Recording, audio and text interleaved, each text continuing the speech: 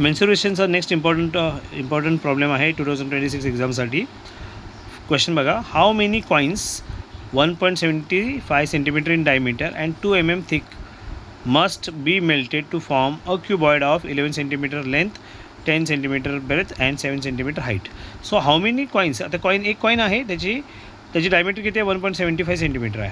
Coin हा कसा असतो, सिलेंडरसारखा असतो, पण त्याची थिकनेस खूप कमी असते. मग ती 2 mm मध्ये दिली आहे. हा सेंटीमीटरमध्ये, हा mm मध्ये दिला आहे. mm मध्ये युनिट्स बघा पहिले.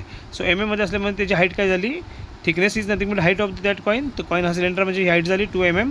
सो 2 mm कॉइन झाला, हा मेल्टेड केला आणि मेल्टेड करून आपल्याला काय फॉर्म करायचं आहे, क्यूबॉइड फॉर्म करायचं आहे, ज्याची लांबी काय आहे 11 सेंटीमीटर, 10 सेंटीमीटर आणि 7 सेंटीमीटर. ओके.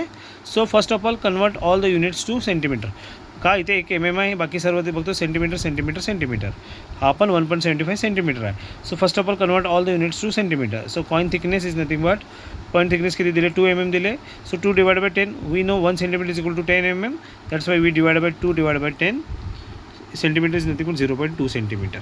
नेक्स्ट फर्स्ट काय करूया, calculate the volume of one coin. आता वन कॉइन काढूया. कॉइन इज अ सिलेंडर, बरोबर. कॉइन सिलेंडर आहे, पहिल्या कॉइनचे काढू.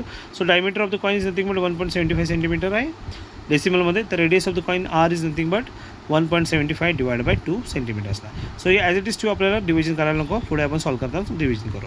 So volume of the cylinder V coin, volume of cylinder is V coin is equal to पाय R square H. So pi into आरची value आपण काढली 1.75 divide by 2 bracket square into 0.2. So next बघू आपण, पायची value 22/7 into 1.75 divide by 2 into 1.75 divide by 2 into 0.2. So आपण 2 1 जार 2, 2 11 जार 22. नेक्स्ट 2 1 जार 2, 2 0.1 जार 0.2. ओके. नाव 7 1 जार 7 0 जार 0. So and 7 2 jar 14, 3 remain, 7 5 jar 35. So 0.25 ने 7 ने डिवाइड केलं तर 0.25चा आन्सर. सो नाव रिमेनिंग किती राहिले, 11 into 0.25, 11 into 0.25 into 1.75 into 0.1, 1.75 into 0.1. So 11 into 0.25, 11 into 25 किती आन्सर आलं, 275. सो 275 0.25 तर 2 डेसिमल इथे आलं 2.27 इंटू 175 इंटू 175 म्हणते आन्सर इज 175. तर 1 डेसिमल आपल्याला काय होणार, पुढे येणार, तर 0.175. आता 275 इंटू 175, 275 इंटू 175चा आपण करायचं मल्टिप्लिकेशन करायचं आहे. सो 275 इंटू 175 इथे आन्सर मी काढलेला आहे, दिसतं आहे.